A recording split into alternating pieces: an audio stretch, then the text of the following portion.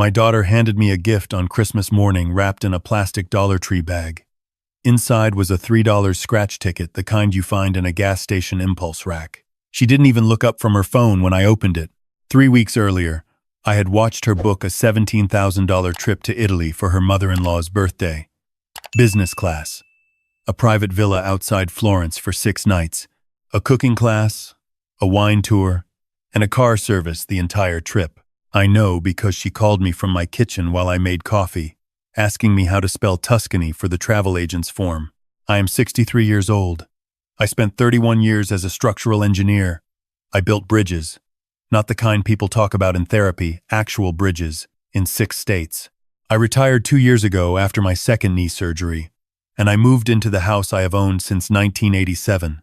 The same house where my daughter learned to walk, where I taught her to ride a bike in the driveway, where I sat with her every Sunday night doing homework at the kitchen table until she got into state on a partial scholarship. Her mother left when my daughter was 11. I did not remarry. I did not date. I worked, and I raised her. And I told myself that was enough. For a long time, it was. She married her husband 6 years ago. He is not a bad man. He works in insurance. He is quiet and careful and laughs at things 3 seconds after everyone else does, like he is checking to make sure it is safe first. His family has money, not extraordinary money, but the visible kind. The kind that shows up in the cars in the driveway and the kitchen renovations every 4 years. His mother wears jewelry to Sunday dinners. His father played golf 3 times a week until his hip gave out. I did not resent them. I shook his father's hand at the rehearsal dinner and meant it. I danced with my daughter at the reception and cried, which I had not expected to do, and I did not apologize for it. What I did not expect was what came after. It started small, the way it always does. My daughter stopped calling on Sundays. Then the calls moved to every other week, then once a month, then only when something was needed, a signature on a document, a question about the furnace I'd installed in her starter home, a favor that began with, "I know this is a lot to ask." I always said yes. I am her father. That is what fathers do. Last Thanksgiving, they spent 4 days with his parents in Connecticut. They drove through my city on the way I live, 11 minutes off the interstate, and they did not stop. My daughter texted me a photo of the turkey his mother made. She wrote, "Wish you were here," with a little red heart. I set my phone down and ate alone and watched the game, and told myself it did not matter. But it did matter. That is the thing about pretending something doesn't hurt. Eventually, the pretending takes more energy than the hurting, and you run out of room to store it all. Christmas this year, they came to my house for exactly 4 hours. They arrived at noon. They left at 4. His parents were hosting dinner at 7, so there was a schedule to keep. My daughter gave me the scratch ticket in the Dollar Tree bag. Her husband gave me a card, a real card, envelope, and everything that said Happy Holidays in silver script and had nothing written inside except their names. I noticed there was no love before the signatures. Maybe I was reading too much into it. Maybe I wasn't. I gave my daughter what I had been saving since October. A jewelry box. The real kind. With a pair of earrings her grandmother had left me to give her when the time felt right. Her grandmother, my mother, had died 4 years ago. The earrings were not diamonds. They were pearl and gold, small and old and genuine, and my mother had worn them to every important thing that had ever happened in her life. My daughter opened the box, said, "Oh, these are pretty," and set it on the counter next to the fruit bowl. She did not put them on. She did not ask about them. They left at 4:07. I watched her car back out of the driveway, and I stood at the front window for longer than I should have. And then I went to the kitchen and washed the dishes we had used for lunch. That night I found the Italy receipts. I had not been looking for them. My daughter had asked me in October if she could use my printer. Hers was broken, and I had told her the password and thought nothing of it. But I have a habit, a 30-year engineer's habit, of keeping the print queue log on my computer. I checked it occasionally to clear space. That night, clearing space, I saw 17 documents she had printed during that October visit. I am not a man who reads other people's documents. But when I saw my own name on the file labeled Dad, signature, loan, refinance, I opened it. It took me 20 minutes to understand what I was reading. and another hour to accept it. My daughter had refinanced a loan using my name as co-signer. Not my signature, she had not asked me. She had used a document from 2019, a legitimate form I had signed when she bought her first car, and she had digitally lifted my signature and applied it to a home equity loan application for $47,000. The loan had been approved in September. The funds had been dispersed to an account I did not recognize. I sat at my kitchen table in the dark for a long time. I thought about the scratch ticket in the Dollar Tree bag. I thought about the Italy trip, $17,000 for his mother's birthday. I thought about the pearl earrings sitting next to my fruit bowl, still in their box. I thought about my mother, who had worn those earrings to my college graduation, to my wedding, to the hospital the night my daughter was born, who had pressed them into my hands the last year of her life and said, "Give these to her when she's ready." My daughter was not ready. I understood that now, in a way I had not before. I did not call her that night. I did not call her the next morning. I am not a man who acts when I am angry, because I learned a long time ago that the decisions you make angry are the ones you spend the rest of your life explaining. Instead, I called my attorney, a man named Gerald who had handled my estate planning and my mother's probate. I had known Gerald for 22 years. He is methodical and honest, and he does not sugarcoat things, which is why I have kept him. I explained what I had found. He was quiet for a moment. Then he asked me to bring him everything, the print Q log, the documents, any communications I had from October onward. He told me to write down every detail I could remember about that October. Visit, what time she arrived, how long she used the printer, whether I had left the room.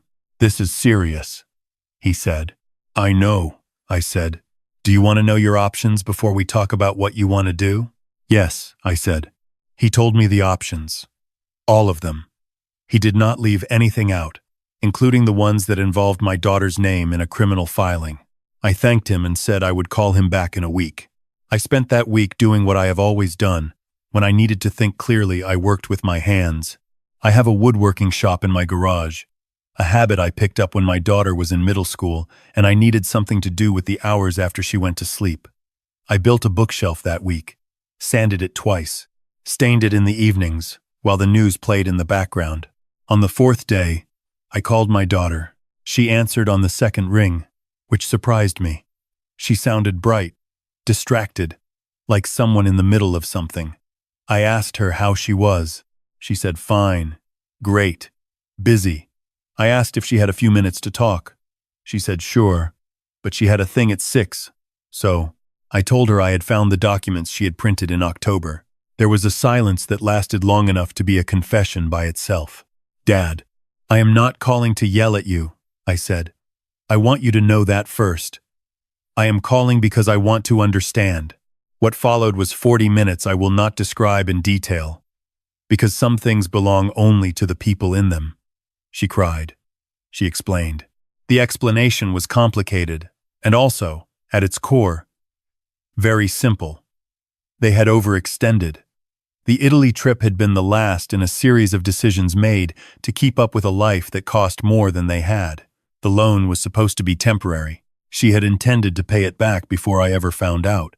She had convinced herself it wasn't really wrong because I had money, and she was my daughter, and I would have said yes if she'd asked. "Would you have asked?" I said. Another silence. "I don't know," she said. "I think I was afraid you'd say no." "I want you to think about that," I said. "I want you to really sit with what it means that you were afraid to ask me, your father, for help. And then I want you to think about what it means that instead of asking, you used my name without telling me." She was crying again. I waited. "What are you going to do?" she asked. "I'm going to give you 30 days, I said. 30 days to go to the lender, disclose what happened, and begin the process of correcting this. Gerald will contact you with the specifics. If you do this, and do it honestly, I will not pursue it further. If you don't, I will have no choice but to protect myself, and I will do it." "Dad, if this goes to the bank," "I know," I said. "I know what it means. That is why I'm giving you 30 days. I hung up. I sat in my woodworking shop for a while. The bookshelf was almost done.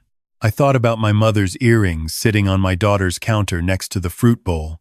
And I thought about the woman who had worn them to the hospital the night that same daughter was born. And I thought about how love is not a transaction, but trust is. Trust is always a transaction, because it requires both parties to show up. 22 days after that phone call, my daughter and her husband met with Gerald. They disclosed the loan. They signed the correction documents. It cost them significantly, not just money, but the discomfort of being seen clearly, which is its own kind of cost. Gerald called me afterward. He said they had been honest, which he had not expected. He said my daughter had cried through most of it, but had not tried to minimize what she had done. He said her husband had sat next to her the whole time and held her hand. I was glad for that.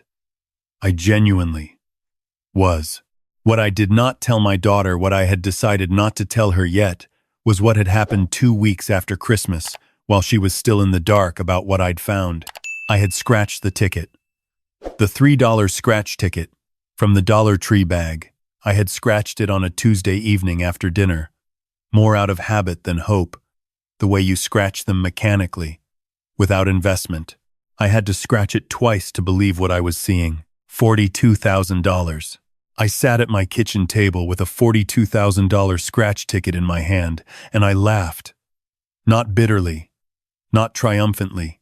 I laughed the way you laugh when the universe makes a joke so obvious you can't be offended by it. The ticket she didn't think twice about. The afterthought in the Dollar Tree bag. The thing worth less than a cup of coffee. I claimed the prize quietly. I did not post about it. I did not tell my son-in-law. I did not call anyone except my neighbor Margaret, who is 71 and has known me since the house was new, and who brought over a bottle of wine she'd been saving for something, and we sat on my back porch in the January cold and drank it. "What are you going to do with it?" she asked. I had already decided. I donated $15,000 to the engineering scholarship fund at my alma mater, the same program that had given me a partial grant in 1979, when my own father had nothing to spare. I have donated to it every year since I retired. This year, I gave more. I put $20,000 into a separate account that I did not discuss with anyone. The remaining $7,000 I spent on 2 things. The first was a trip not to Italy, not to anywhere glamorous, but to the town in western Pennsylvania where my mother had grown up. I had never been. I had always meant to go. I drove there in March, alone, and I spent 4 days walking the streets she had walked, and eating in the diner she had described to me as a child, and standing in front of the house her family had rented in the 1940s, which was still standing, still occupied, with a window box of artificial flowers out front that she would have found very cheerful. The second thing I bought was a proper jewelry box, mahogany, lined in cream velvet, and I had the pearl earrings cleaned and reset by a jeweler in town who took his time with them and did the work carefully. I put them in the new box and set them in my closet. My daughter and I talk on the phone now every Sunday. It started in February. Awkwardly, briefly 10 minutes, mostly weather and logistics. By April, it was longer. By June, she was calling me first. Sometimes on days that weren't Sunday. Sometimes just to tell me something funny that happened or to ask me a question she could have Googled but wanted to ask me instead. I answered every time. She came to visit alone in July. Her husband stayed home. I think she needed it, to be just us. We sat on the back porch the way I used to sit with my mother, and she asked me things she had never asked before about her grandmother, about what I had been like at her age, about whether I had ever done something I was deeply ashamed of and how I had lived with it. I told her yes. I told her about a decision I had made at 38 that I had never told anyone, not even her mother. She listened without interrupting, which she had never been good at. When I finished, she was quiet for a moment. "How did you get past it?" she asked. "I didn't get past it," I said. "I got through it. There's a difference. Getting past something means leaving it behind. Getting through it means you carry it with you, but it stops being the heaviest thing." She nodded slowly, the way she used to nod as a kid when she was really processing something. Before she left, I gave her the jewelry box, the mahogany one, with the pearl earrings inside. She opened it, and this time she did not set it down. She held it in both hands for a long moment, and then she looked up at me and her eyes were full and she said, "These were Grandma's." "Yes," I said. She was wearing them in the picture from the hospital, she said. The night I was born. I know, I said. She wanted you to have them when you were ready. She put them on right there on my front porch. She looked in the window glass to see them, turning her head side to side the way women do. And then she hugged me in a way she hadn't since she was about 12 years old. Not politely, not briefly, but the real kind. I held on. I am 63 years old. I have built things that are still standing. And I have watched things I built fall apart. And I have learned that the falling apart is not always failure. Sometimes it is just the foundation shifting, making room for something stronger. My daughter is not perfect. Neither am I. Neither was my mother, who burned every Thanksgiving turkey for 30 years and never once admitted it, who held grudges the way other people hold photographs carefully, privately, as evidence of something that mattered. I am not a man who believes in signs. I am an engineer. I believe in load calculations and material tolerances and the physics of things. But I will tell you this. When a $3 ticket wins $42,000, and the man who receives it has just watched his daughter send $17,000 to Italy without blinking, you think about the math. You think about what gets measured and what gets missed, and what turns out, in the end, to have been worth something after all. The bookshelf I built that week in January is in my living room now. It holds the books I have been meaning to read for 20 years, and a photograph of my mother in the pearl earrings, and a photograph of my daughter on my front porch in July, looking into the window glass with her hands at her ears and her eyes bright. I pass it every morning. I always stop for a second. I think about what I told my daughter, that you don't get past things, you get through them. I believe that. I have believed it my whole life. Though I have not always lived it, I am living it now. That is enough. It has always been enough. I just had to get quiet enough to hear it.